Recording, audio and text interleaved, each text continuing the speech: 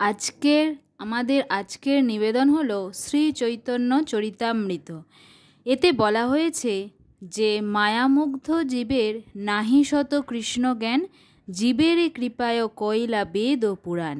স্মৃতিভ্রষ্ট জীবেরা ভগবানের সঙ্গে তাদের যে শাশ্বত সম্পর্কের কথা ভুলে গেছেন এবং তাই তারা জড়জাগতিক কার্যকলাপে মগ্ন হয়ে আছে।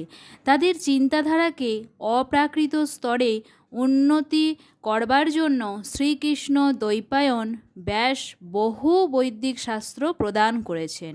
প্রথমে তিনি বেদকে 4 ভাগে ভাগ করেন, তারপরে পুরাণে তিনি তাদের ব্যাখ্যা করেন এবং মহাভারতে তিনি ভগবদ্গীতায় বাণী প্রদান করেন। বেদান্ত সূত্রকে সহজ বোধ করে তিনি তার ভাষ্য শ্রীমদ্ ভাগবত রচনা করেন।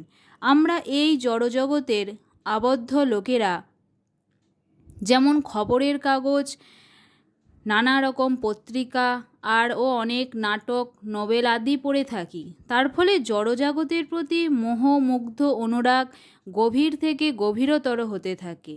তেমনি যারা ভগবান শ্রীকৃষ্ণের স্বরূপ শক্তিকে উপলব্ধি করে ভগবদ্ধামে ফিরে যেতে চায়, তাদের কর্তব্য হচ্ছে মহামুনির ব্যাসদেবের রচিত বৈদিক সাহিত্য অধ্যয়ন করা।